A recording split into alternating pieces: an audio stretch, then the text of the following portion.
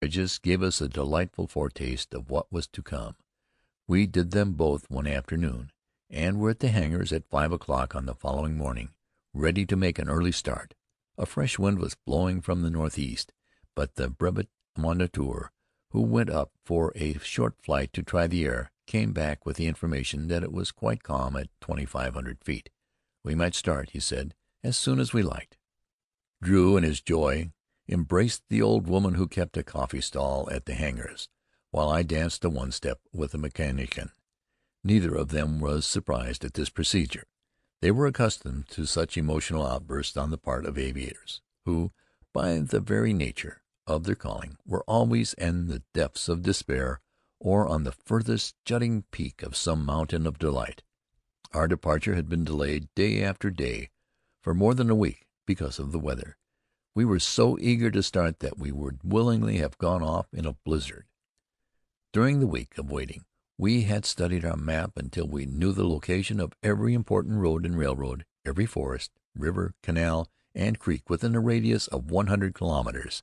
We studied it at close range, on a table, and then on the floor, with the compass points properly oriented, so that we might see all the important landmarks with the birdman's eye. We knew our course so well that there seemed no possibility of our losing direction. Our military papers had been given us several days before. Among these was an official-looking document to be presented to the mayor of any town or village near which we might be compelled to land. It contained an extract from the law concerning aviators, and the duty towards them of the civilian and military authorities. In another was an itemized list of the amounts which might be extracted by farmers for damage to growing crops. So much for an atterrissage in a field of sugar beets, so much for wheat, etc. Besides these, we had a book of detailed instructions as to our duty in case of emergencies of every conceivable kind, among others the course of action to be followed if we should be compelled to land in an enemy country. At first sight, this seemed an unnecessary precaution, but we remembered the experience of one of our French comrades at B, who started confidently off on his first cross-country flight.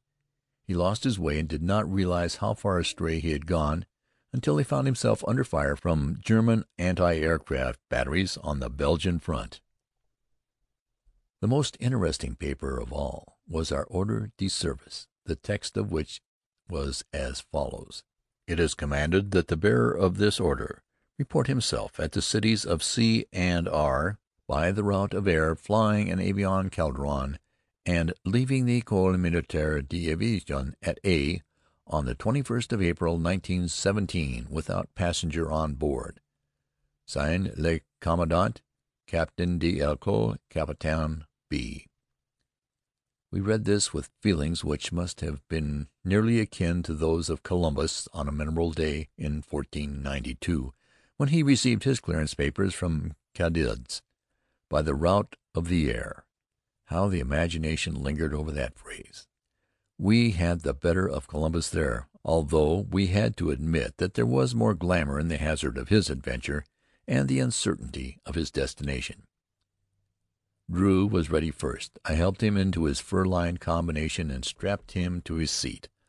A moment later he was off. I watched him as he gathered height over the aerodrome. Then, finding that his motor was running satisfactorily, he struck out in an easterly direction, his machine growing smaller and smaller until it vanished in the early morning haze.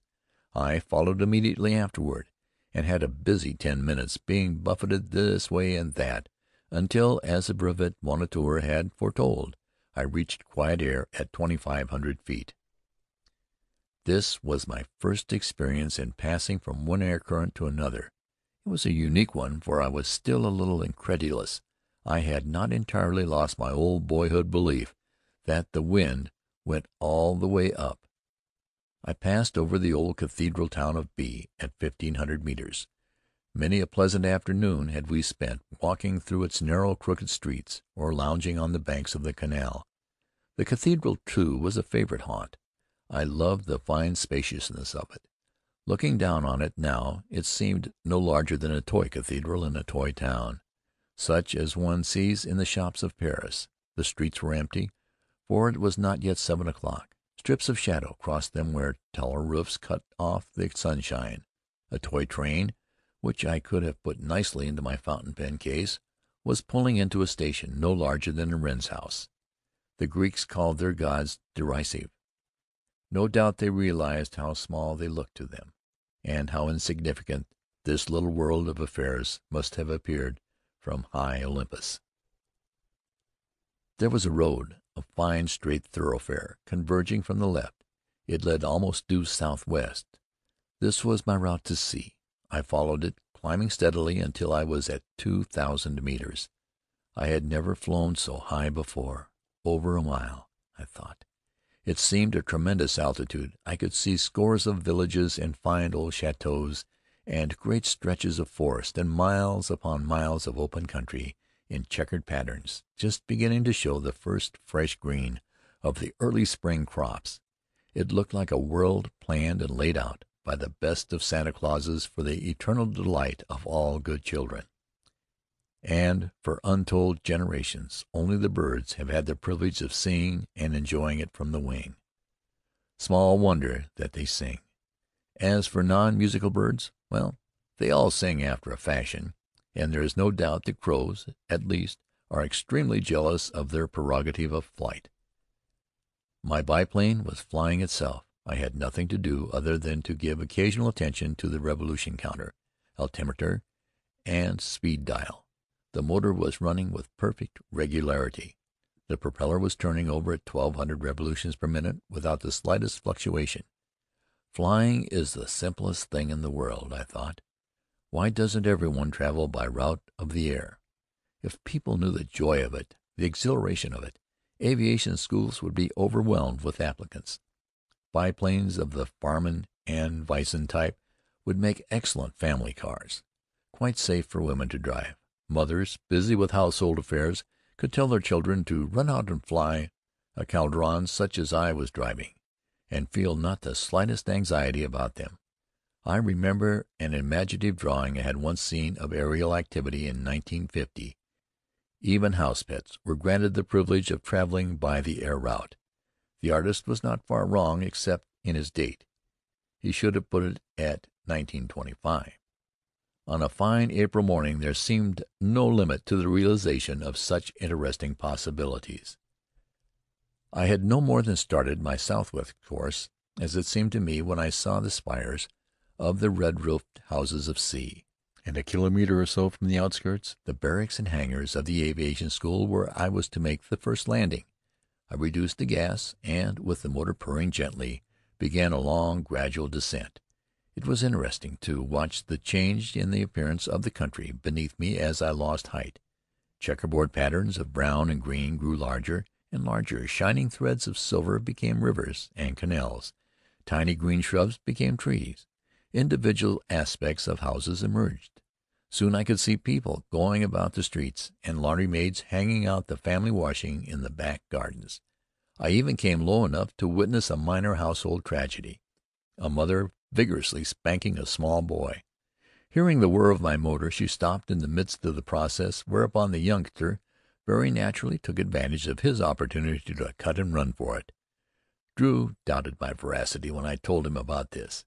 He called me an aerial eavesdropper and said I ought to be ashamed to go buzzing over towns at such low altitudes, frightening housemaids, disorganizing domestic penal institutions, and generally disturbing the privacy of respectable French citizens. But I was unrepentant, for I knew that one small boy in France was thanking me with joy. To have escaped maternal justice with the assistance of an aviator would be an event of glorious memory to him. How vastly more worthwhile such a method of escape, and how jubilant Tom Sawyer would have been over such an opportunity when his horrified warning, "Look behind you, Aunt," had lost efficiency. Drew had been waiting a quarter of an hour, and came rushing out to meet me as I taxied across the field. We shook hands as though we had not seen each other for years. We could not have been more surprised and delighted if we had met on another planet after long and hopeless wanderings in space.